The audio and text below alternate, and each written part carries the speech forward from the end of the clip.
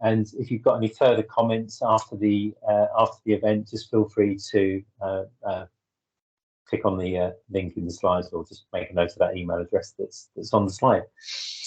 Next slides. So just by way of agenda, so welcome from me, and the little bit of housekeeping. Avi's then going to cover off what the Open Networks program will be delivering in 2023, and have a little bit of Q&A. We'll then have a little bit about the standard contract, flexibility products. That will then have a little bit of this is all morning, is it? Oh, we can hear somebody. Ian, can you put your microphone on mute? That's it. Thank you. And then I'll cover off privacy rules, because I can multitask. I've got 2 roles today. We've then got a session on planning publications and whole system coordination register. And then Helen will cover off a little bit about some of the recent and upcoming events from the ENA. And then there'll be a little bit, 5 minutes for A and B. As I say, if you've got any questions, just stick it in the chat or put your hand up when we get to the end of each of the sessions. And so, without further ado, if there's nothing else that I might have missed, I'm sure Helen will tell me if I have, hand over to Avi. Thanks, Stuart. Good morning, everybody. Thank you so much for joining us on the first Insights Forum of this year. I think we've given plenty of time this morning for us to quickly go through what we are doing within Open Networks this year in 2023, and you can probably see some of the changes we've brought about and why we brought those changes, and I think how we're going to go about delivering all the outcomes that we've set out to do. So I am not necessarily familiar with all the participants on call, so I'm going to go down the route of us with an assumption that not everybody is familiar with everything Open Networks. So if some of them, some of the points I make seem too elementary, it is just I'm trying to ensure that everybody on call are in sync with what I'm trying to talk about. So if you do have any questions, I've left plenty of time towards the end of my slot for those questions. So let's crack right on. Next slide, please, Alex. So I'll start with a bit of a background. So 2022, last year's was the 5th year for Open Networks. And for those who are not familiar, Open Networks, each year we come along and look at the key areas that we need to address in terms of getting our networks future ready. And last year and this year, our key focus is in delivering the outcomes and the actions set out for us in the base and off-gem Smart System Flex Plan 2021. So that has been and continues to be our focus. And last year, one of the things that we did, which were not done in the previous years, was the introduction of the Open Networks Challenge Group. So this is a group of 21 non-network stakeholders, which include flex service providers, trade bodies, academia, government, and quite a few independent, consumer interest bodies as well, like Citizen Advice, for instance. So this group is a group of non-network stakeholders chaired by an independent chair, and that independent chair sits on our Open Network Steering Group to ensure that the voice of our stakeholders is heard and is actioned as well. So the role of this group is to shape the direction of a program, its priorities, outcomes, and also help us kind of get a critical feedback from time to time from the technical area and from a strategic perspective. So as a summary from our engagement from the challenge group last year, the feedback we've received has been one of our key guiding stars for our this year's work. So the key takeaway from the feedback we received was that the support to the program has been unanimous. Everybody were keen to voice their support of the ENA and the network company's effort and commitment in trying to keep the momentum and the rolling the deliverables and outcomes as we have been doing in the past 5 years. In terms of areas of improvement, our stakeholders noted that there is an area of improvement for our recommendations to be deployed more swiftly and more consistently across the network companies. Whilst there are nuances that we were discussing, but I think as a general broad brushstroke feedback, that is something we've taken on board and trying to address this year in earnest. And as a subset of that discussion, in order for us to deliver things swiftly, so the view was that we should look to deliver tangible results on the high priority items, what our stakeholders called big ticket items, that the flex service providers and the market and the industry see as a barrier and something that's getting in the way of the proliferation of the existing market. So this has been the context and the background and the thought process for us feeding into this year's work.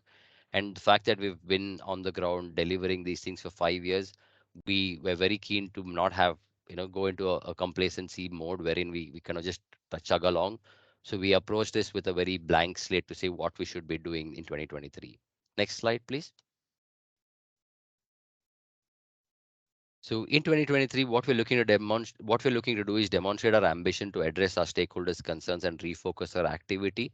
And we also try to deliver tangible results for our stakeholders. So this goes from the high level work and the bottom up approach that we're going to take, which I'll talk you through soon. So I think what we're trying to do is make the message as well quite crisp. So the focus of Open Networks this year essentially will be to increase participation and volume in local and flex markets, which is in line with the actions set out for the Open Networks program and the Smart System Flexibility Plan. So if you were to distill that down to three tangible kind of objectives for the program, what we're intending to do is we're making it easier for flexibility service providers to participate in the market. That could be through processes, through some of the documentation, or some of the technical specification coming out of it. Then improve transparency in our overall process. So if a market is to flourish, I think it's important for us to work with the market to ensure that everything that decisions and the operations are as transparent as possible. And third one is improved coordination. This is perhaps a bit more internal focused, wherein we are looking to ensure that the communication between the network companies and the processes are and the systems are aligned such that the coordination is optimal. So these are the three main kind of our guiding stars for 2023. Next slide, please. So this is perhaps more on the detailed technical side of things. So what we've done is we've taken these three top line objectives and then extrapolated that to these what I call tangible outputs. So we in the next few slides we have a specific metric as well. So what we're trying to do is these technical working groups, as we call those are the light blue boxes there. Each individual area are scoped out with specific measurable outcomes with clear success criteria and timeline for consistent implementation. So the way we're looking at it is whilst we're trying to approach this as a standardization of product, standardization of pre-qualification, standardization of contracts, and standardization of API, for instance.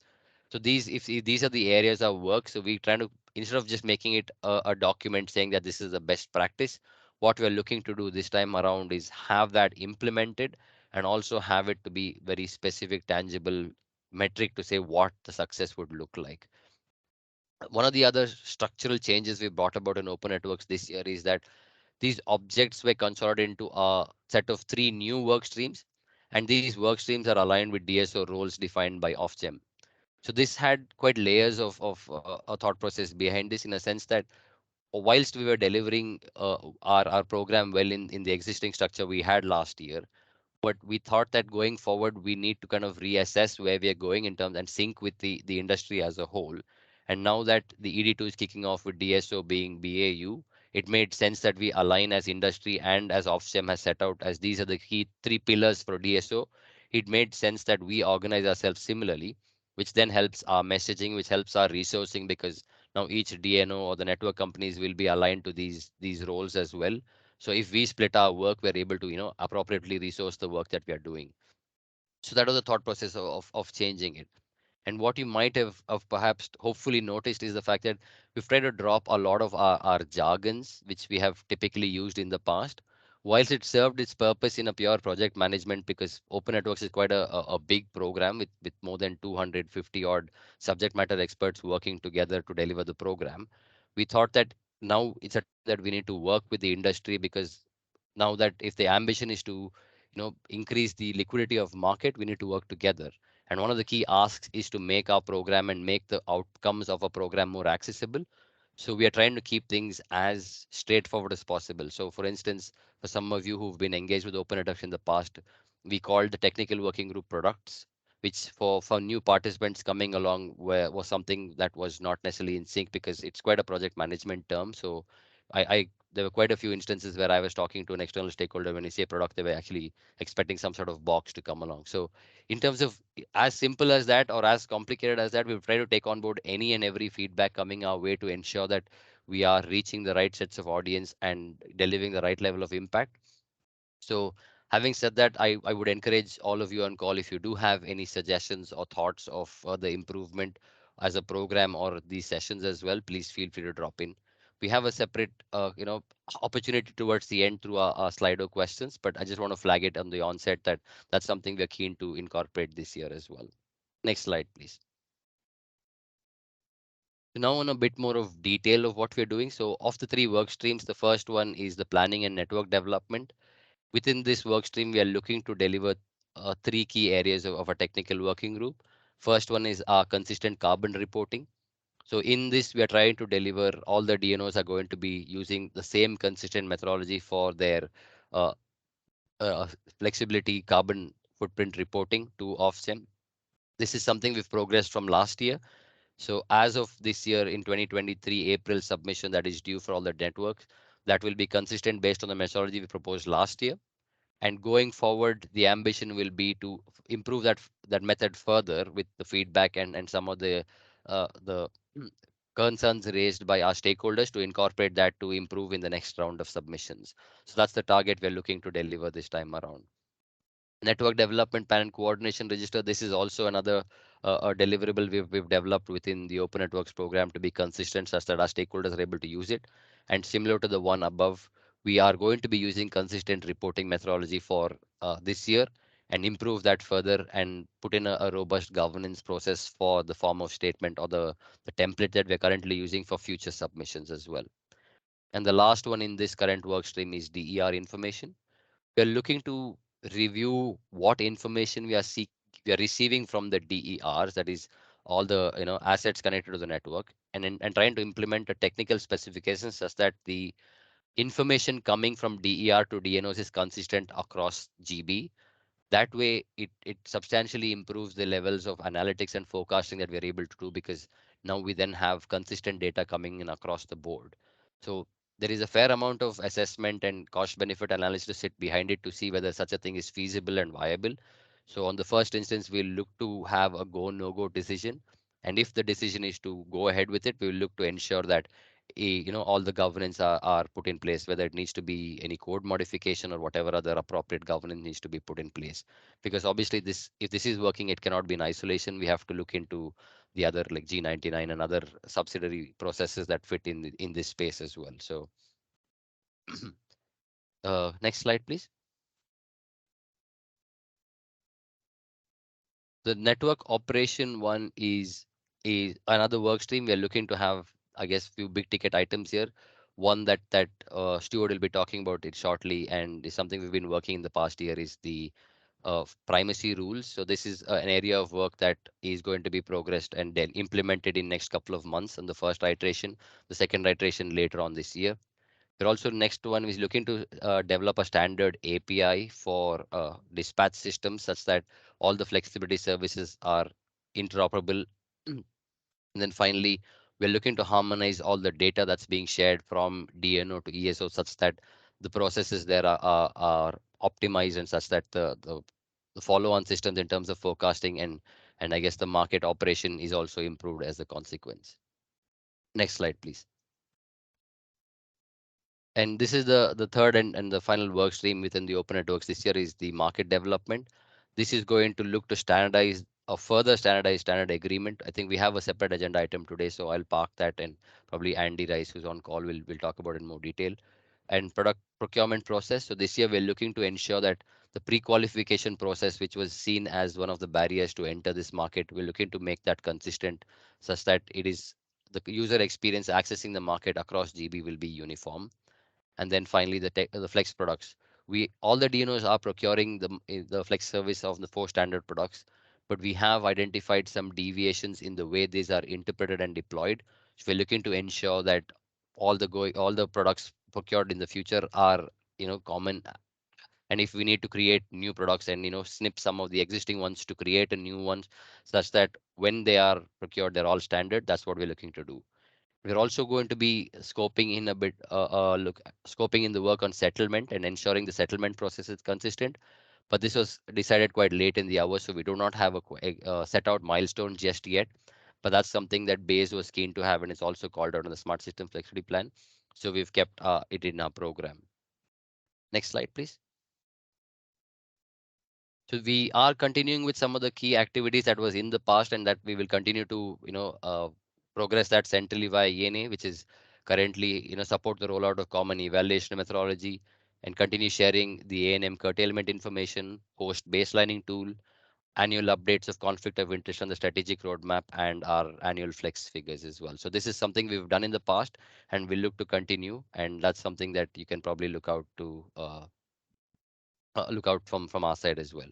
Next slide, please. So the governance has been, we have retained most of the bits that we had, all the good bits from the last year. I think the only difference for somebody who's engaging with this newly is the fact that it's structured such that the Open Network Steering Group is a central entity which keeps the accountability in terms of quality, time, cost, and the outcomes of the program. Off-gem based, I mean now Desnes, they feed into the program as and when appropriate as well. Further down the food chain are the three work streams and technical working groups. And today this session is the Insights Forum, the orange box on the left, the broader engagement, and the challenge group sits above that, wherein they are external stakeholder group but have a strategic slant to their remit.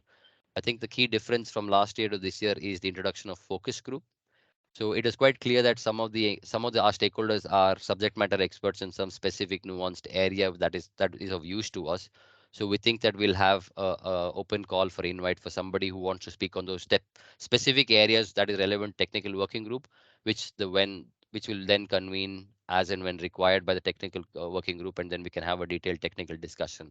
So that's a way of having stakeholder input, but not necessarily on a top line level, perhaps in the detail of say some RAM time and some probabilistic analysis and those kind of pure techie stuff, but still is something that we seek input from the stakeholders. So these are the slides I had. There are a couple of other description of these boxes in the next few slides, but I think I'll park here and take on questions because I saw a couple of them pop up on the slides, and I think I only have 10 more minutes on my agenda, so I'll take on some questions now. Thank you, Avi. So the first question from Lisa. Long time no speak, Lisa. What about DER information to the rest of the market, not just DNOs? So the way we're looking at it, Lisa, is we are not specific to market information. We are looking at all information that's coming from DERs. So last year, our work was looking at from DNO assets, how the information is coming in. But what emerged from our initial analysis was that each DER, although we have a requirement for visibility, the technical spec of the kit that you're likely to deploy in the DERs is not necessarily consistent. So we're looking to see and work with the stakeholders to kind of find out what would be the baseline expectation for that. So I think the next task for us essentially is to work with the stakeholders to understand what is the kind of kit they use to provide data to the DNO RTUs. But just to clarify, this is not just specific to market information. This is all information being received by DERs. And then next question from Victoria. Is the Open Networks program purely electricity or will it include gas? This year, the focus is slightly on the DSO flexibility market. So I suppose the overall overlap with gas is less. But having said that, it is not something we are looking to keep away because we are looking to be very agile. And we have a group called Whole System Strategy group in ENA, which is trying to progress the context of discussions on a broader whole system level. We'll be working very closely with them. So there's a bit of consolidation within ENA happening here. So we have focused, or this year specifically, we're focusing on some key barriers that are perhaps more specific to electricity industry. But it is not to say that open networks in the future is not going to address some concerns with gas. It's just that the scope we identified this year is perhaps a bit more leaning on the gas side. Sorry, electricity side. Fine, thanks, Avi. And final one from Sam. I just wondered if peer-to-peer energy trading will feature in any of these groups. As a delivery plan, we don't have peer-to-peer mapped out in any of our technical working groups, Sam. However, what we are doing this year is we are mapping out all the innovation projects that are out in the industry that are relevant to technical working group, regardless of the technology readiness level, such that we are able to prepare ourselves or take some learning from it.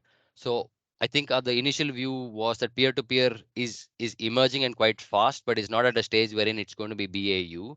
So we are looking to ensure that all the peer-to-peer trials out there is something we come together as a focus group, discuss some of the I guess enablers that we can switch right or like enable right now, and then try to future proof some of the topics that will need to unlock peer-to-peer in the future. But we do not have a specific working group looking at peer-to-peer specifically this year, if that's the question you're asking. Excellent. Thanks. Avi, are there any further questions for Avi, either via the real virtual world, as it might appear now, or in the chat? Doesn't look like it's going, gone. Fine. Do we move on to the next agenda item, which is it going to be Andy or is it going to be Wendy? You've got me today, Stuart. Excellent. Welcome, Andy. Hi, thanks all.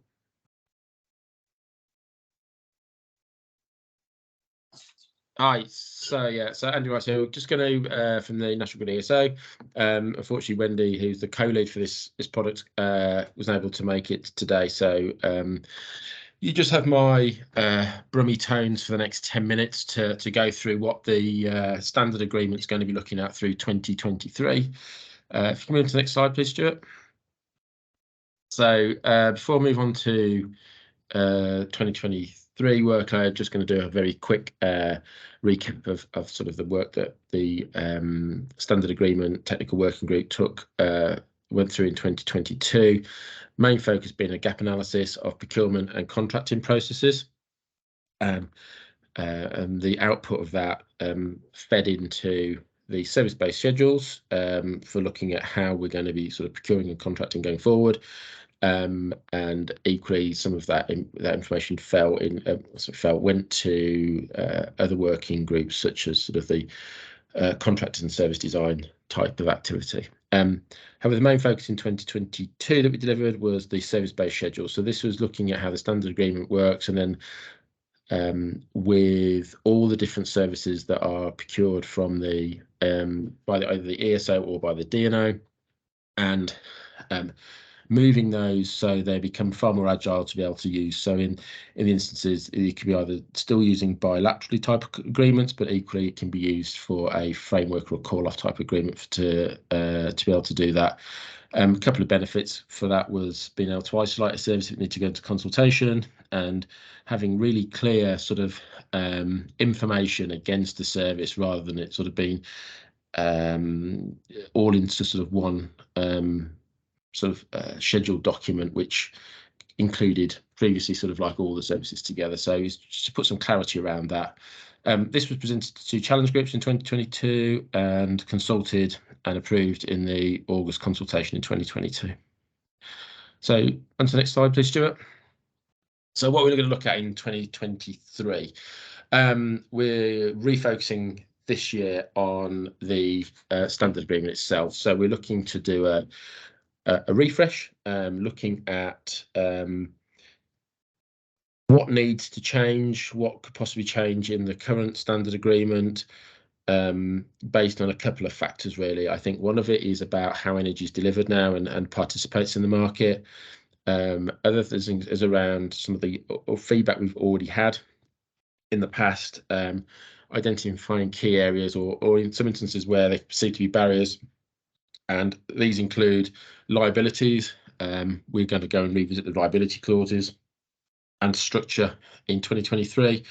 Acknowledgement that actually now there's a lot of domestic participation, providing the services to all of the companies involved in this, and actually making sure that the standard agreement sort of reflects that. And this, I've put a couple of little points on here that reflect, so things like access to site, data protection, GDPR, etc., etc. We're going to look at cybersecurity. Again, it's another sort of hot topic that's going around at the minute, and making sure that that's fully covered, and things like anti-corruption and bribery. The other thing we'll be doing as part of this is, I said, we'll be looking at past industry feedback. We went through a challenge group, is it last month or this month? I can't remember which one it is. Again, looking and asking for any more input into that. And then we'll be looking at the collaboration of other E&A working groups. So I said in the past, we're looking at sort of that procurement process and primary rules, etc., and making sure that any changes in those that we can reflect into the standard agreement or into the schedules, depending on where it sits in that. And then the last thing around the standard agreement is looking at a little bit further alignment of the service-based schedules. So the service-based schedules was pretty, it was more like this is how it's going to look and feel. This is more about getting a little bit more alignment under those sort of heading columns to make sure that if you pick up a schedule from any of the DNOs or the ESOs, they have the same sort of look and feel and content around them in that particular one. Next slide, please, Stuart, which I think is, yeah. So I'd say just going into these areas in a little bit more detail. So around the liabilities, we are looking at the alignment of liabilities, focusing on the values, services, which, and I say these are which they are a barrier to entry, but always having the back of mind that they also do need to provide the company with sufficient cover for the activities that are taking place. You know, we're looking at various options around this, whether it's sort of like on a value basis, on a against a contracted value basis, which could be tiered, for example. None of these are set in stone. They're just ideas that we've got at the minute for this. So going back to domestic participation, I say we are seeing a huge increase across the board in domestic assets participating in, you know, either DNO or ESO services, and we just want to make sure that these are now fully acknowledged within the service terms, but equally that there's no unintended barriers in the service terms that which could prevent participation or make participation harder than other ones. And we know one, for example, which we find that providers have had trouble backing off, was a standard clause in there, which is around access to site, which, you know, that's also going to be a hard one to be able to back off there. And again, we looked at that and we've already sort of made some adjustments to a tweaked version, which is going out shortly, around the fact that you know, we wouldn't have access to domestic sites unless I think there's company property on it or there's something along those sort of lines. So again, making sure that the domestic market has access to all of these services. Cybersecurity, again, it's just sort of like a base on the fact that cybersecurity is now becoming more and more prevalent, and we want to make sure that the standard agreement reflects that. And again, you know, looking at the you know, the various companies who use this, making sure that they are all have their requirements covered in this. Next slide, please, Stuart. Anti-corruption bribery, again, this is just a review, making sure that any recent legislation is being covered across organisations and a sort of across the sort of the legal requirements that are required for this now. The collaboration with the E&A groups, this is one that I think is we're going to be working closer and closer, not just this year but in the coming years, as we get further and further into sort of detail on these. More and more of these working together is going to be required. So the example this year is the primacy rules need to be included.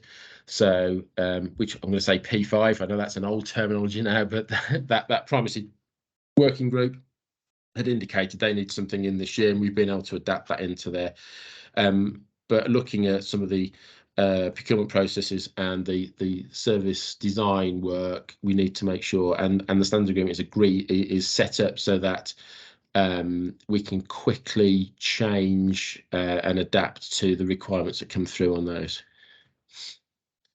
I've gone into sort of I've already spoken about service-based schedules, and we're just going to look at sub-content on those. And as I say, it's another plea really around industry feedback. So we already received some, but we will always look and consider sort of feedback from industry on this, and including sort of, you know, some of the new topics I think that we've put out this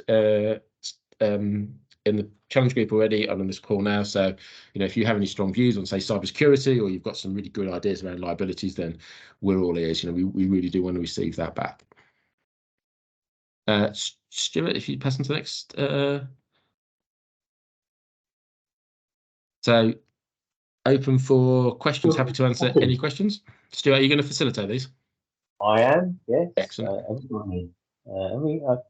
think you've blinded them all with science, actually, Andy. And we haven't got any questions. There's nobody got a question.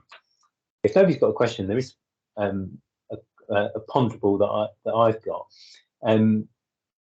Around domestic participation, do you think there's any particular reason why we've seen perhaps more of an interest in domestic participation in flex services? Because having done a number of, many people will probably be aware on the call, a number of flex projects over the years, that's always been a struggle. Are there any? Is that a question for me? Is it or? Yeah. I just wondered if anybody on the call can answer. I just wondered if anybody had any thoughts on why there might have been. Is it a cost of living thing, or is it perhaps a different thing? I think it's a combination. So I can talk from an ESO perspective. We've had quite a lot of domestic participation for quite a number of years now. But I think as more and more people and domestic properties either have solar and battery or have EV chargers, etc., that they realise that there is potential savings for them with their household to be had there, and equally, there's lots of companies out there looking to how to sort of tap into and utilise all of that. That I call it generation, just as a general term, out there that can provide these services to the DNOs and ESO. Yeah. And sort of big ticket items such as like the DFS project this year has really highlighted. It's been in the news a lot. People have gone, well, I've actually got a smart meter, I've got this, that, and the other, and I think it's brought it more into the home that there's probably access for other services out there. Yeah, good news. I don't know if this actually is a question from Sam. Are you looking at cyber security recovery?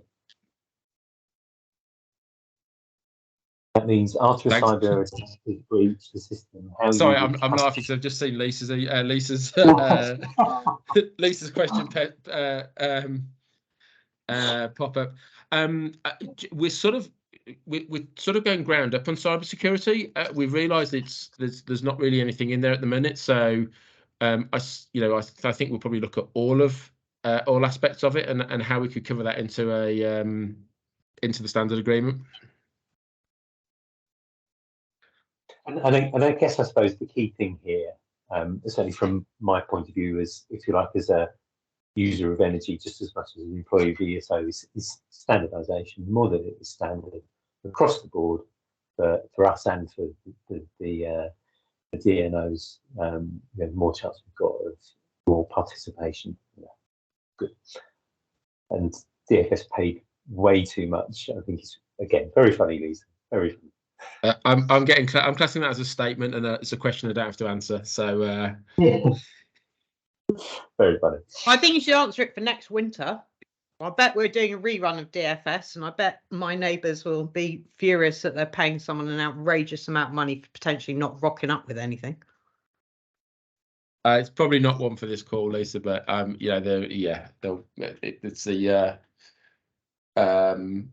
is. Yeah, that'll get fed back into other channels, I suspect. I imagine, Lisa, that it's part of the lessons learned. Yeah. Sam. Oh, thank you. Sorry, I didn't realise we were allowed to do speaking, so I was trying to explain a really complicated question on the chat. So apologies, everyone, bear with me. I just want to say I went to a breakfast the other day. It was all about cybersecurity. It was with one of the big companies in the UK, and they said everybody is doing a brilliant job on security, i.e. sort of effectively, metaphorically, the bouncers on the front door. But what no one's looking at properly is actual recovery and the systems behind the recovery. And they gave an example, which I was working very hard to follow, but effectively, let's say you've got a big data system and there's data flying in and out of it. They basically said that the idea is almost to have a data sink. And so everything's running in this data sink. And then if you have an attack, you basically pull the plug out and then you just refill the sink with new data. I'm so sorry to use these phrases, but as you can see, it's not my preferred area of expertise. But this person was making such an impassioned point and saying that no one's looking at this side of thing because it's boring or it's complicated. And so I just thought I'd just throw that in to see if anyone understood more than me what it means. But it seemed like a really good point they were making, so I just thought I'd throw it in here. I have noted cyber recovery on a note to take into the next standard agreement technical working group.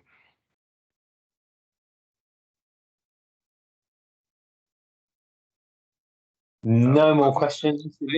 Thanks. Anything else from anybody?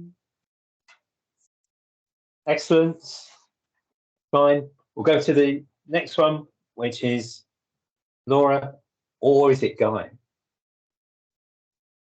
Yeah, I think Laura. it's Laura. Yeah, I think wherever Wendy is, Guy is as well. I think there's something going on at Spen today. He's sent his apologies to this. So myself and Guy are co-leads on the technical working group for flexibility products. Good afternoon. Good morning, everyone. My name is Laura Brown, Commercial Manager for Flexibility Services at Northern Powergrid.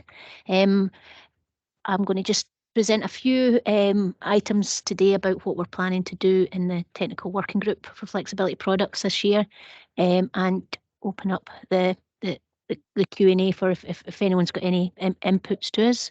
So if we can move on to the next slide, please, I'll get cracking. So hopefully everyone's aware that there are 4 standard products that we can use to procure flexibility services from the marketplace and the distribution networks. There's a Sustain, which manages ongoing requirements, reduce peak demands. Those are tend to be much more about future needs. The Secure, and which is a bit more near time, if you say, and Dynamic and Restore, which are much more operational support products that we can use to make sure the system is managed, and those really get procured in a much more dynamic way, for want of a better word, so much more nearer time of need rather than the perhaps the longer term that the Sustain and Secure can be procured upon. So that there's different market products available for us for different use cases that we need to manage the networks.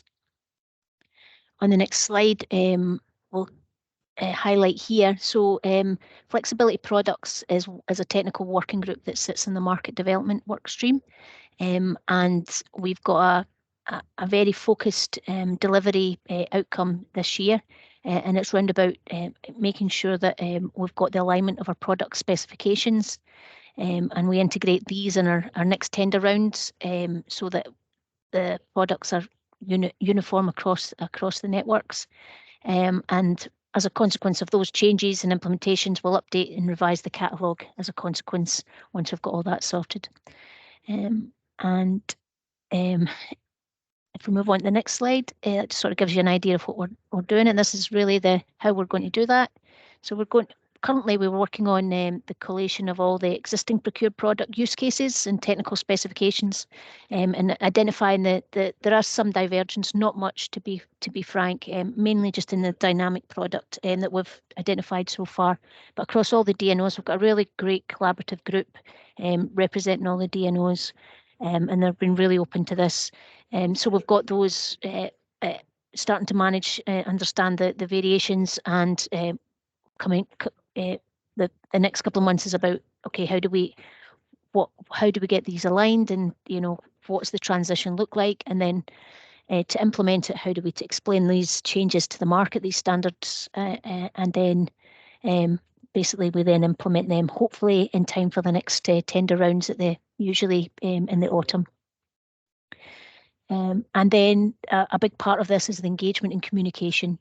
One of the reasons that we've prioritised this year is it was a strong signal that came back from our consultation last year, that any variations in products across the DNOs can be a barrier, mainly an operational barrier to service providers, but any barrier has got to we've got to try and resolve quite rightly.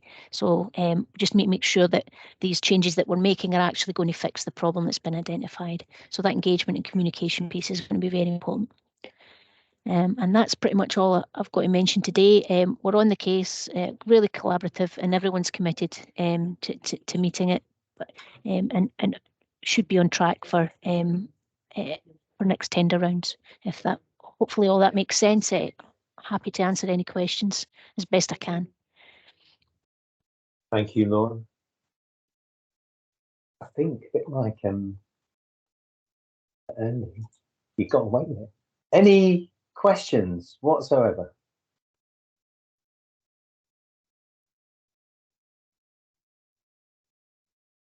One from Metering, the metering ESO. standards consistent. Not something that it comes up for discussion, but I can check that and get back to you, Anthony, if that's any use. Yeah, thank you very much. I'm just curious because there's a lot of conversations about the different technical standards. We've got things like PAS 1878, and then there's COP 11 that's used for settlement for ESO. And I know it's something that manufacturers obviously are raising, is what standards should they be building? And I'm just curious to see, where we were up to on that. So yeah, I'm interested if there is any further information. Thanks. Yeah, so in my experience of distribution networks, we tend to all utilise ENA approved products, but I don't know if that goes down to the metering level, to be frank. So I don't know if anyone on the call or Avi have got any insight to any of that. Anyone else, by all means, shout up if anyone knows the answer to that question. Okay, leave it with me. I'll try and get an answer for you. We clearly don't have a metering expert on the call. And I won't profess to be a metering expert myself. Any other questions for Laura? No. Right, so we're slightly ahead of schedule. So, that's for me to admit. Shall we do primacy and then have a break, and then it's then just a question of planning applications? Can we do that? Or no, let's do that. We're going to do that. Fine. So now I'm just going to talk a little bit about primacy. I'm one of the co-leads on primacy. So next slide, Alex. So what I thought I'd do is I'll just cover off for those that don't know what primacy is. I'll just talk a little bit about what it is, and then just a little bit about, from a personal point of view, just why I think it's important. And then I'll just talk a little bit about, what it is the working group are doing about it, and if you like, the approach that we've taken and where we've got to so far. So next slide, Alex.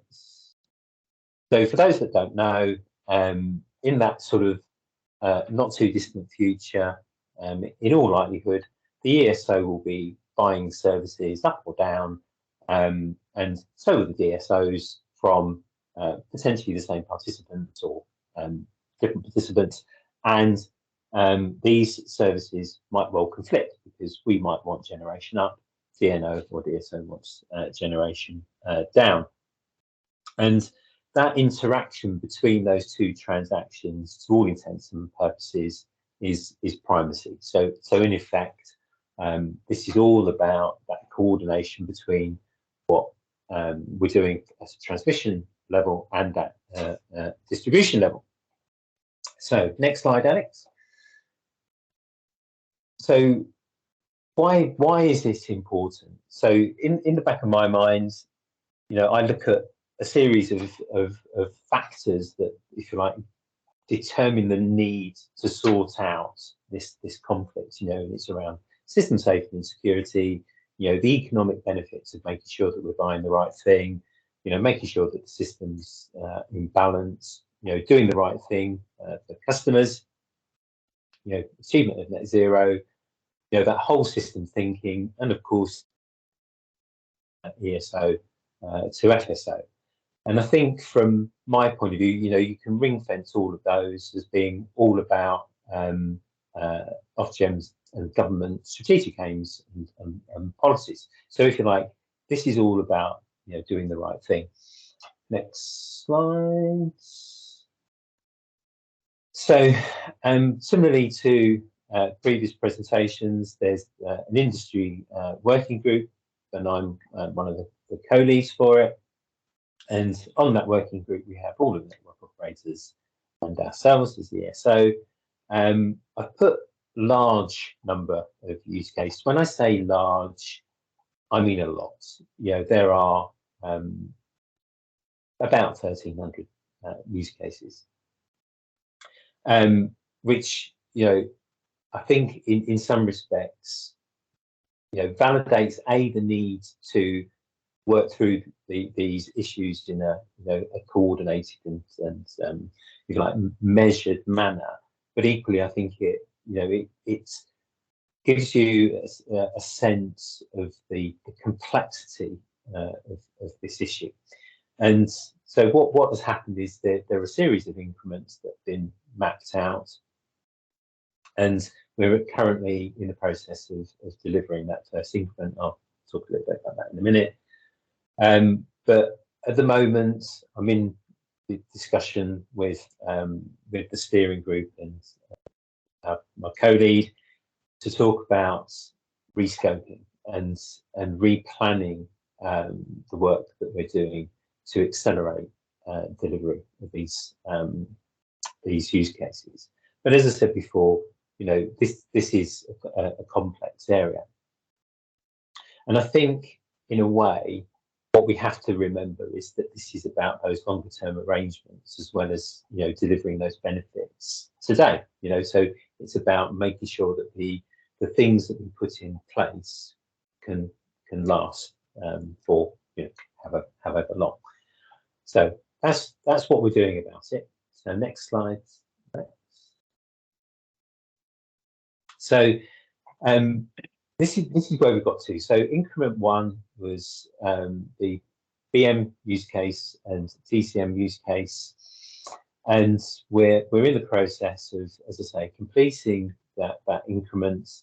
There's a series of documents that will be made public shortly, and we're in that kind of little transition phase as we move over to look at increment 2. And my view is that there's this opportunity that we have through the rest of this year into next year to review where we've got to, replan and focus our efforts on doing the right things based on the learnings that we've had today in terms of working through these use cases. So next slide, Alex. So where have we got to? So as I said, currently at the moment, the ENA have signed off the first use case. It's now just going to go to Ofgem around BM. What I would say is that at the moment, because of the way that the market is, that use case is a relatively simple one to implement because the risk of conflict is relatively low. And so through the rest of this year, we'll then be doing the testing for the TCM use case and then doing the implementation of that. But because it's fairly similar to the BM one, that should be a relatively straightforward exercise. UK Power Networks are implementing an RDP, and then they'll then use that as an opportunity to do an enhancement to the BM use case. And as I say, from next month onwards, we'll be undertaking a review of where we are, the plan, including communications. I think Andy made the point, we're always open to feedback, and then we'll be doing a replan to say this is what we're going to do. And included in that, we'll be undertaking a review of all of the codes and data. And what I mean by that is that there's a part of me that believes that there's some things that we need to do around data from an enablement point of view. Are we sending the right data items to the right participants? Are we receiving them as ESO in order for us to send them on? Blah, blah, blah, blah, blah. And I think there's some enabling works that need to happen in order that we can then move to a point where we can accelerate the number of use cases that we can implement. And my expectation is that over the next month or so, we'll be in that position where we'll be undertaking all of that analysis to be able to say, this is the way that we're going to be delivering primacy moving forward, as opposed to that current plan. So there should be a new plan that we can then share with stakeholders. And I think that's my final slide, if memory serves. It is Q&A. So I'll go to the chat. So is this the role that the regional system planner would take on? I don't think so, because I think this is more about, in the event that ESO is procuring services, DSO is procuring services, how are you coordinating those services where they can conflict? Regional system planning, from my point of view, is more about what works are being undertaken on the system in order to enable people to connect, or whatever it might be. That's how I would see it. So as I say, this is more about making sure that we're managing the system on a day-to-day or half-hour basis in a way that is appropriate. Large number of use cases. So the idea that I have, Graham, because I think it's a fair question, is that if we because we do have a large number of use cases, because there are, if you like, a lot of potentials for conflict.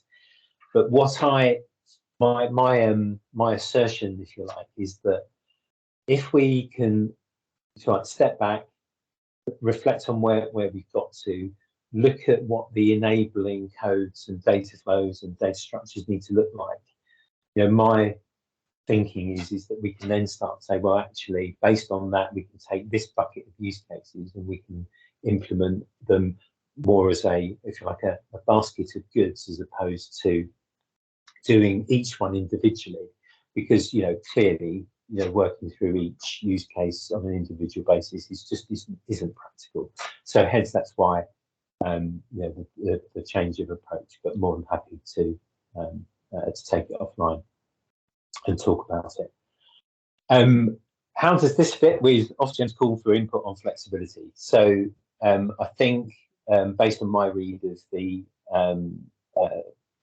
call for input, the regulator sees the ESO taking more of almost like a leadership role with primacy. I think this approach that I'm taking, I think, aligns perfectly with that, because I feel like what I'm saying is we need to do more of planning and working out how we make this work in an enduring basis, so that we come up with a solution that I think is fit for purpose for the customers ultimately, and for us as the ESO. But as I say, more than happy to talk about it, but I think there's an alignment. And Graham's happy to talk about it offline. Any other questions? Doesn't look like it. Shall we have 10-minute break, and then we've got the final presentation, and then just straight into up and coming events. Excellent. 10 minutes. See you all back at 11:07 with a cup of tea in hand. Cheers, everyone.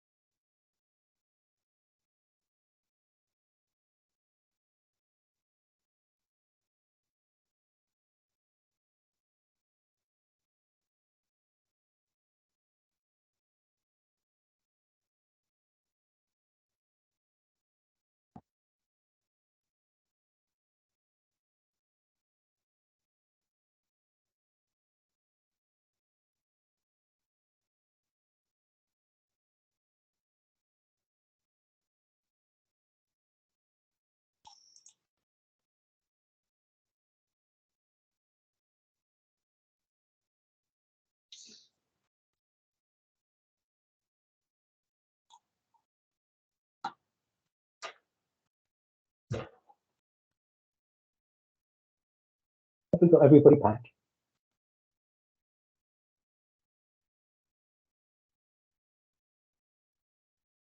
Morning, Helen.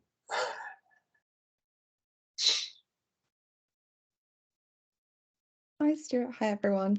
Just a quick update. As we're running so much ahead, we actually haven't got the next speaker on the call yet. We're trying to get them out of another meeting, but in the meanwhile, we've brought in Slido, so we'll hand over to Reese for that. Yeah, hi everyone. So if you don't mind, there's a QR code here. You can scan with your phone to join the session and answer the questions, or Alexandra has posted a link in the chat for everyone if that's easier. I'll present screen with the questions as well, and show the live polls as we go through it. I'll just give everyone a minute or two to join and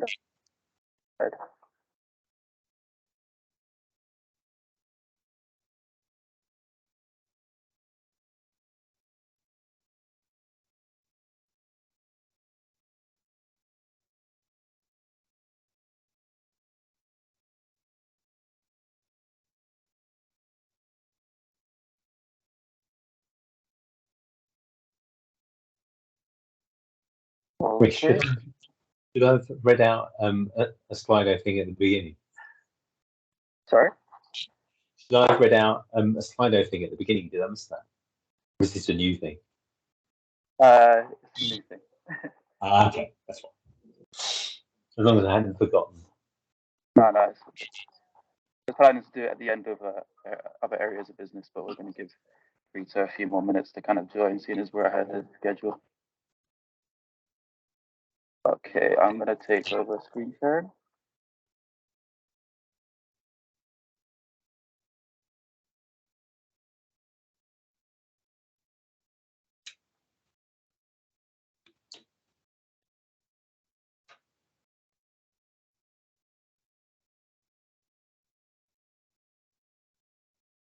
Everyone can see that okay?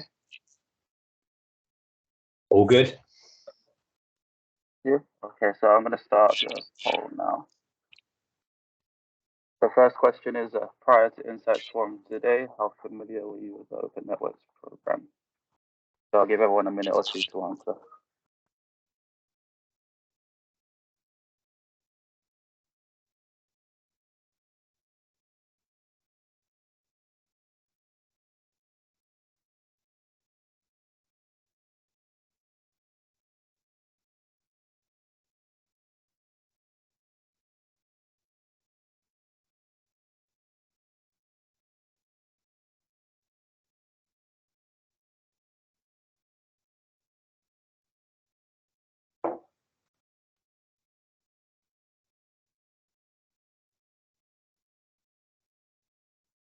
More seconds.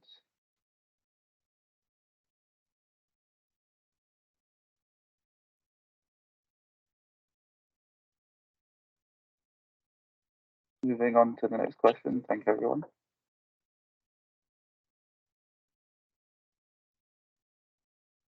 Question is, which areas of work are of particular interest to you?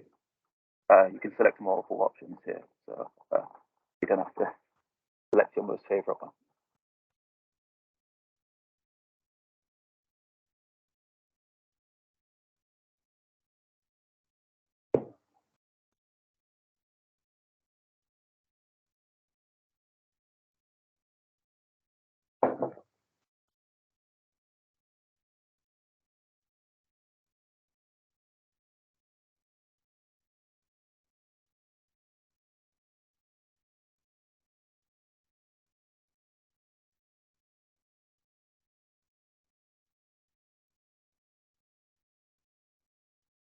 Those that joined, we're doing the Slido poll questions now. So if you, I think you can jump in now if even. There's a link in the chat, and the QR code is on the screen. So feel free to join in.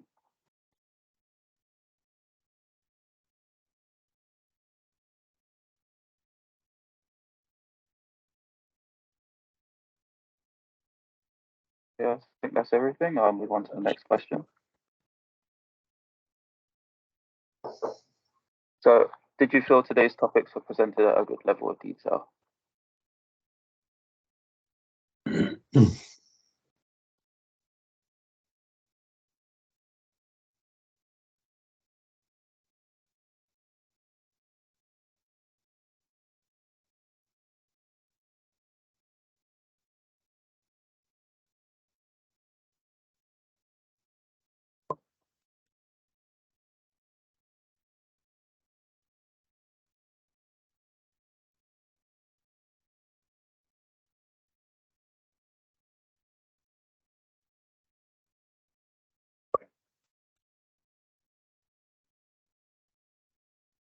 Okay. On to the next question.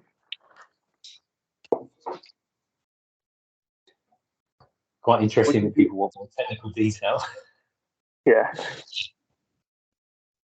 Would you be interested in being invited to a focus group session for any of the following technical working groups?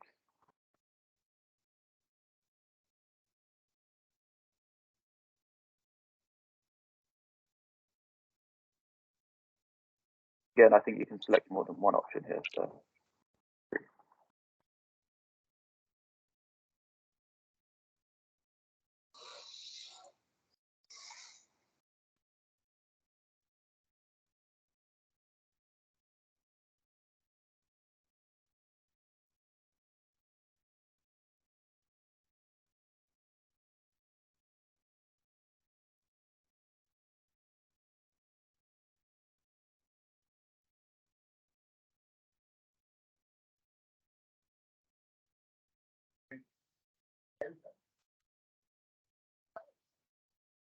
Okay, I can't see any new responses for a few seconds.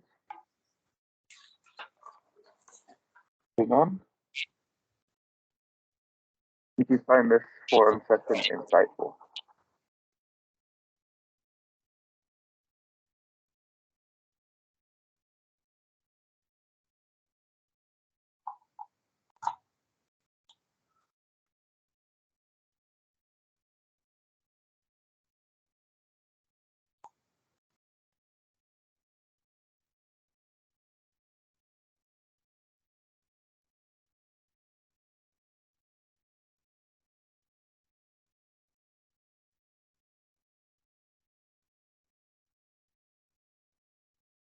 guess it might be useful for those that think there's room for improvement. Perhaps contact the email address that we shared at the beginning with any suggestions, or contact one of us.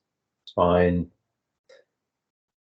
Yeah, thanks, Stuart. Yeah, that's kind of leading on to the next question on there, where people can give feedback. But of course, if you have anything more substantial, feel free to contact Open Network or any of us directly, and yeah, well, we can take that on board. But yeah, thanks, Stuart.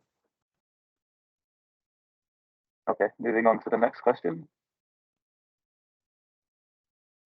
Yeah, so as Stuart said, yeah, any suggestions to improve this forum and anything else you'd like to see, please just note that here, or as I said, follow up with her. You can anonymize your response if you feel that's fair.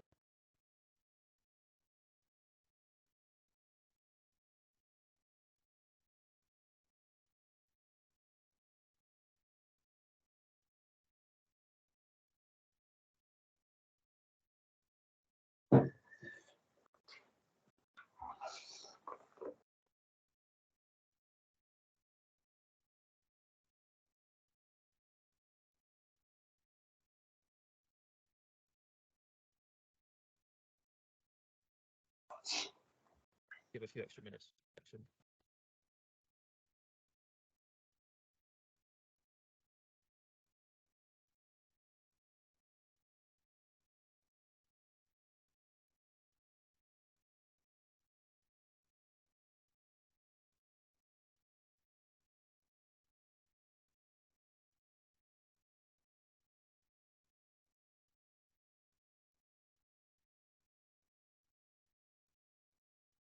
Can't see anyone else typing, so I think I'll pause that here, and as I said, probably best followed up offline by email.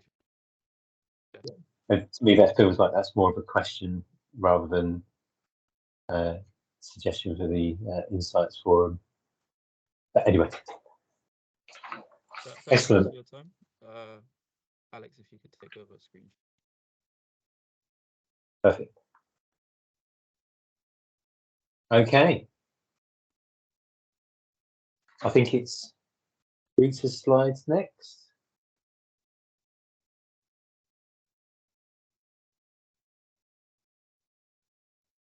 As if by magic. Morning, Rita. Hello.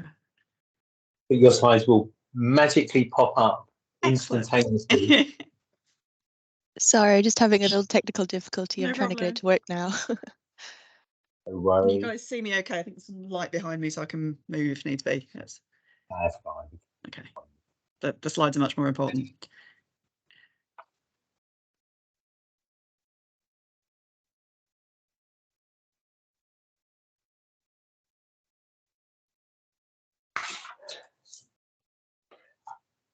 So, good morning still. My name's Rita Shaw. I work for UK Power Networks, and this year and last I have been leading the technical working group that has involved distribution network operators collaborating together to specify how we're going to deliver the network development plan. So what I'm going to talk through is what we've done within that group, why doing it through an ENA working group was really valuable, and some of the outputs from that. If you could go on to the first slide.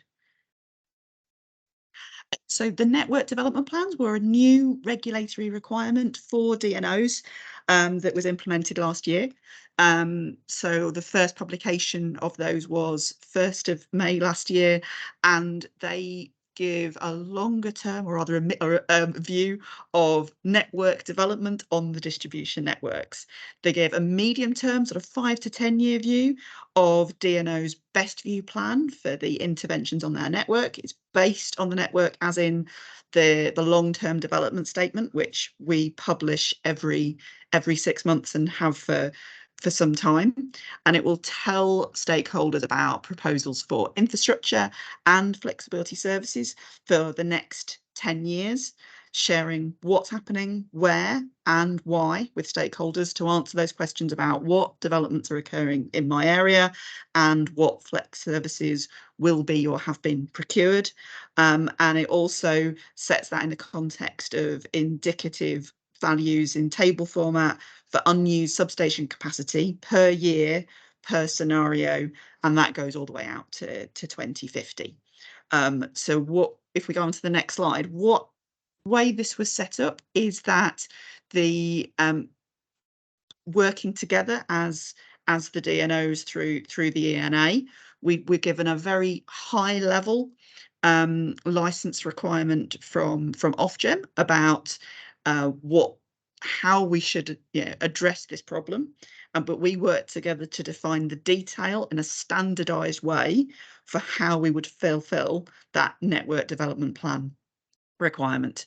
So it's a license condition on the DNOs to do this every 2 years. So every 2 years going forward, we are now publishing the network development report with those plans for which cover infrastructure and flexibility services all the way from our highest distribution voltage to the lower voltage of a primary substation. We also produce the, I should have edited this slightly, it's now the network scenario headroom report. That's being updated annually beyond the minimum license condition requirement. We first did a version for consultation in August 2021, and then we're publishing it last year in May, and we'll be publishing that again this May coming 2023. So that's covering all of the grid and primary substations in the long-term development statement and looking and indicating unused substation capacity or headroom, both for demand and generation over time to 2050 in all of the distribution future energy scenarios that the DNOs are publishing. And we also accompany that each DNO with a methodology document, which will be updated as required, which explains actually what's our approach to identifying network developments, what's the approach to identifying headrooms, which supports both the network development report and the network headroom report. If we go to the next slide, please.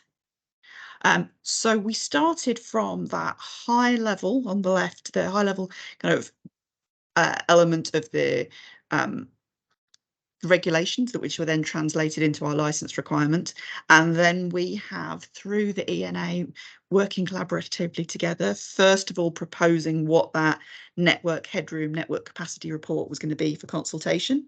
Then in December 21 we worked together to essentially detail in a form of statement how all of the DNOs would produce network development plans, and we did that, and that supported delivery of those first network development plans successfully. And then we regrouped to review how well that statement did support provision of those network development plans, and made a few tweaks which are then highlighted in that last document there. And that was republished from the ENA's Open Networks group, approved by the steering committee in December last year, and that's the basis really of clarifications where we're building on for our 2023-2024 onwards outputs. And it's been a really, I think, positive example of how collaborative working through the ENA has meant that we can iron out issues within in interpretation, achieve greater standardization in outputs to deliver against our high level requirements, but in a way that actually through that standardization we hope is more useful for our stakeholders to look at. If we go to the next slide. And in particular, so, and that's if you get the slides afterwards, that's the link to the latest version of that form of statement, which also highlights some of the changes that we've made in the last year. On the next, if we go to the next one. So what we did was essentially be able to iteratively develop the approach, check the interpretation. We did particularly in 2021-22, more consultation and testing out with wider stakeholders, and then check that interpretation to refine the form of statement. If we go for a bit more now to the next slide, a bit more of the detail of what's actually in the network development plans. So these are some excerpts from the form of statement. So this tells you what every one of the 14 DNOs in GB will produce. In the network scenario headroom report, you have if you look at the top table there, you've got the first 5 columns. We'll standardize on making sure that stakeholders will be able to see substation name, voltage, the bulk supply point group and the grid supply point, and the location of that substation in a standardized structure, and then indicating for each of those substations the demand headroom and the generation headroom per scenario and per year. And similarly, we standardise for the network development report what information will you see about flexibility services and about new infrastructure. So it's things about scale, it's things about time scale, it's things about quantities, about ratings, the nature of the requirement and the flexibility product. So there will be some differences in format and approach reflected in the methodology between the DNOs, but we all know the core will be consistent DNO to DNO, and we've tested out some of the challenges around that. If we go to the next slide. So an example of an output, for example, from the network scenario headroom report would be that for a specific substation, you would then have that trend over time based on the scenarios. So those will be a mixture of the effects of known projects, policy, resource and assessments, both demand and generation going forward for a local area, to lead to different scenarios capturing some of that range of uncertainty about how much unused capacity for demand or generation there is at a particular substation.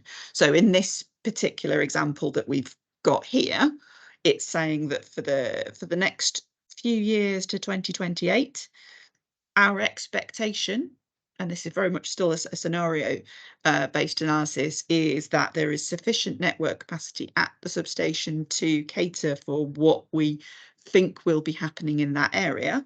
But then from 2029 onwards, that will differ based on the different scenarios. And this is then a report that would be refreshed every year based on a whole set of important data inputs. So it would be things like changes in capacity of the network, changes in the underlying DFES scenarios. So it could be changes in energy efficiency, changes in new, it'll be feeding into changes in new connections, and it will do that per scenario. So this is not to say that this is there is no other uncertainty here, but at least reflecting each year the network company's latest interpretation of baseline data, equipment ratings, and the DFES scenarios. It gives that view of what the network should need to cater for, and in this case then it would flag that for this substation to be looking to identify interventions to provide more capacity in this area, and those could be infrastructure interventions or flexibility so that we can meet our customer needs. But some of that thinking is now through the network development plan and the network scenario headroom report being much more transparently put out there for our stakeholders and our regulator to see. If we go on to the next slide. So the things that we clarified in the update to the form of statement at the end of December last year was making it very clear that the definition of headroom that we're using here is around unused rather than contractually available capacity. And that's quite important, particularly when you're thinking about how much the scale of flexibility services that you might need, because you may have customers contracted now that that they're going to use the capacity in the future, but they may not be coming online just yet. So there's no point purchasing flexibility services for a need now to deploy now for a need that will be 5 years in the future. But absolutely, you need to have that insight that you will need to be looking at procurement of flexibility services, or looking at a traditional investment and market testing the flexibility services against it some years ahead. So it's making much clearer that visibility. Other things that we clarified in the 2022 update were things around the approach to consultation on the network development plan. We also clarified some things around the upper and lower voltage boundary in the network development plan.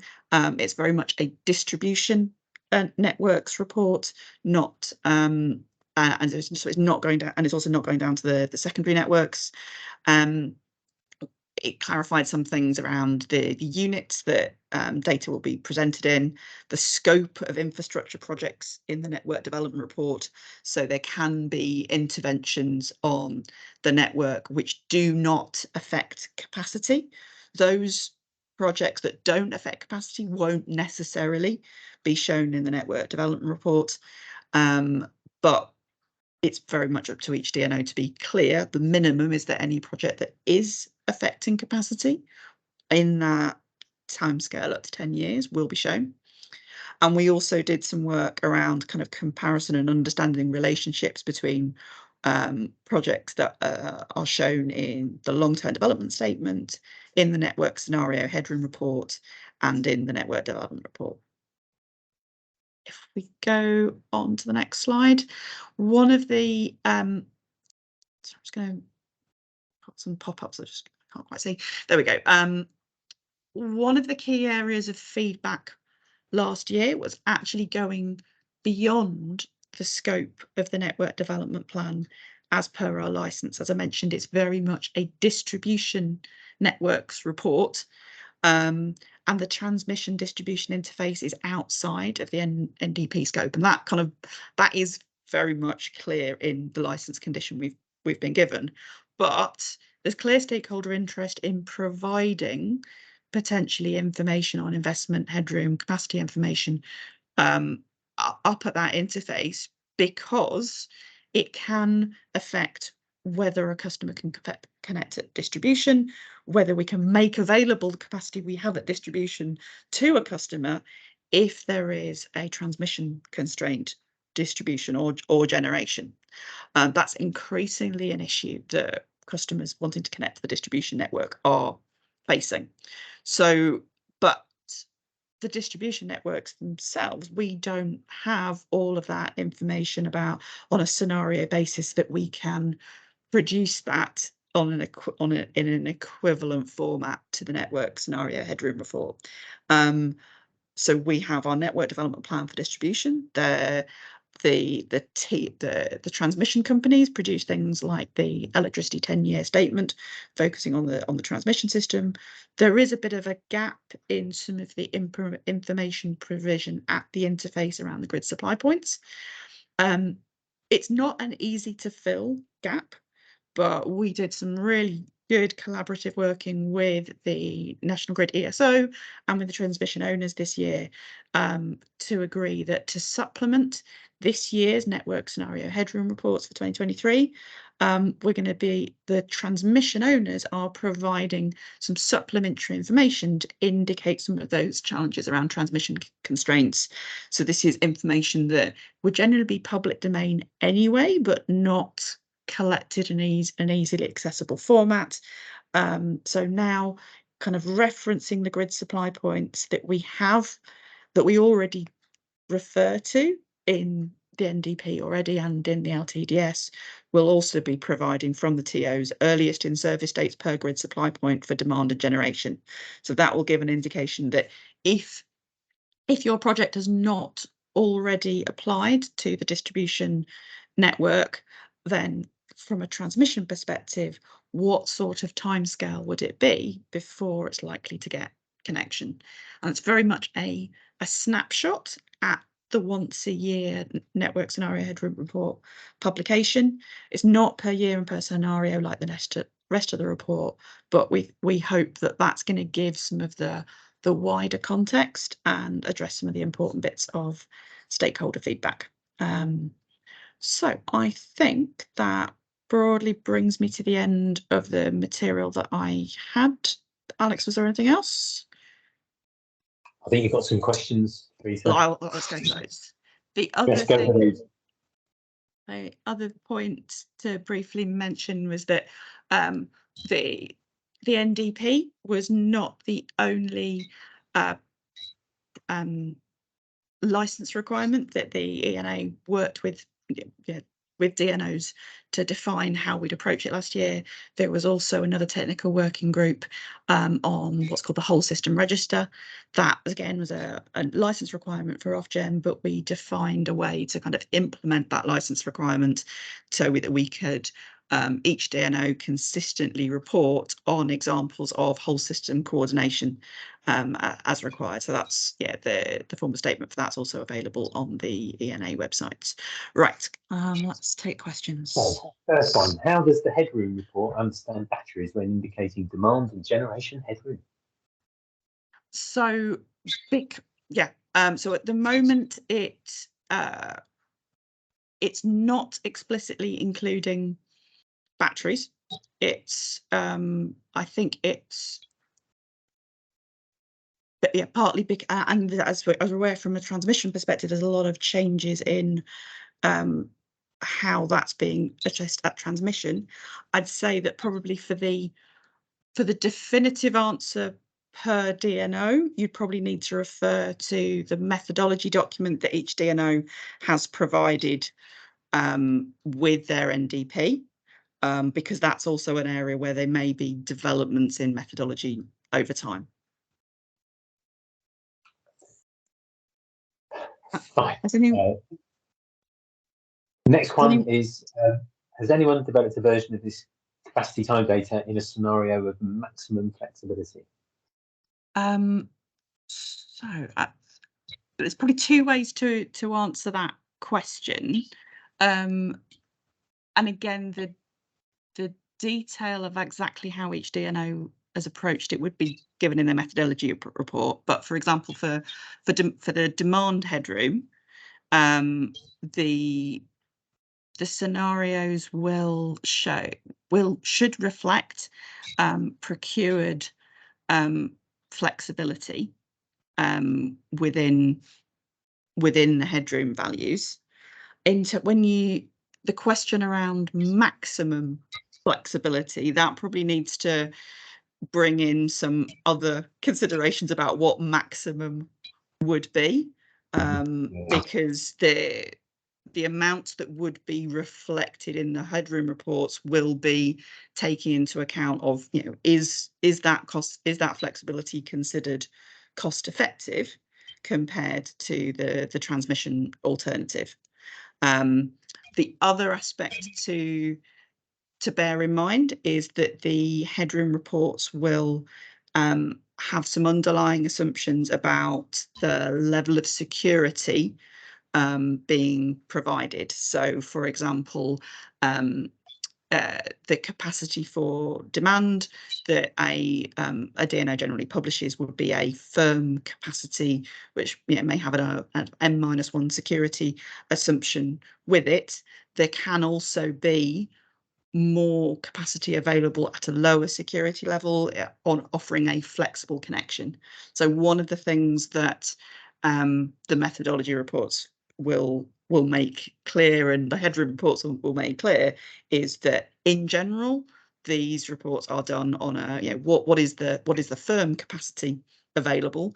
If there isn't firm capacity available, then it may well be that further capacity on a less secure, more flexible connection would still be available. So this is really useful information that the DNOs are putting out there, but it does not replace customers approaching their DNOs with any particular requests about connections for specific areas and what other options might be available to them. There's a follow-up question to the first one from Helen about whether or not the DNO methodologies are all different. Right, so it goes back to the one about the batteries. Yeah, so the individual DNO methodologies can be different. That is true, and there can be some very good reasons for that. There can be differences in starting data points. There will be they are separate document starting data sources, risk approaches, and so on. So what we've tried to do is bring as much commonality in the reports as possible, but yes, each DNO is publishing a separate methodology report. There's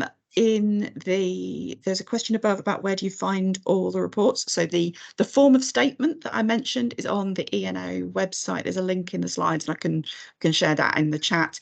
In the December form of statement document, there are also links to the network development reports, network development plan publications from last year from each DNO. So the actual NDPs are published by each DNO, so they're on their websites, but that form of statement's got a link to all of them. Then final question is from Natalia about LV and HV networks in GLA being severely constrained. Are we planning, or because GLA, I assume, is Greater London Authority, are you planning to extend the scope to cover LV and HV? So in this, the scope, the downward voltage scope of the network development plan is defined by the license condition. So I think it's not something which we are trying to go beyond the license condition lower down the networks as a standardized approach. But having said that, many DNOs are already themselves putting more information where the data quality is good enough on the in the public domain. And that's something, for example, that UK Power Networks is doing. Are there any more questions? I can't see any more questions. Thank you, Rita. Okay. Thank you. If there's nothing more, I think we're now over to Helen, who's going to do up and coming events. Thank you, Helen. Thanks, Stuart. Hi, everyone. I'm Helen. I'm the project manager for Open Networks. So Alex, if you can pop onto the next slide. Super quick one from me. Some of you might have been there, but towards the end of February, we held a launch webinar for our 2023 work plan. If you did miss this, the presentation slides are available on our website, and we also have a recording on our YouTube channel. So you're very welcome to catch up if you'd like to hear more about this and access some of the links that are there. And secondly, ENA will be holding our annual Safety, Health and Environment Management Conference in Dublin at the end of May. This will be hosted by ESB Networks. It will be an in-person event, should be lots of fun. So there's a link there to register online if yourselves or any of your colleagues, for example, are interested in this area. So we'll circulate all these links with you along with the slides after the meeting. Thank you. Thank you, Helen. Probably will say any other business. Has anybody got anything that they'd like to raise? Feel free. Any comments, any feedback? Even if the feedback says, don't use that host next time, it's fine. No? Excellent. So thank you, everybody, for attending. Smiley face. As Helen mentioned, slides will be available. There'll be a recording on the YouTube channel. And thank you. Hope you found it useful. And next one will be in how many months' time, Helen? Do you know? It will be next quarter, so about 3 months away. About 3 months. And look forward to seeing you all then. Thank you, everyone. Cheers.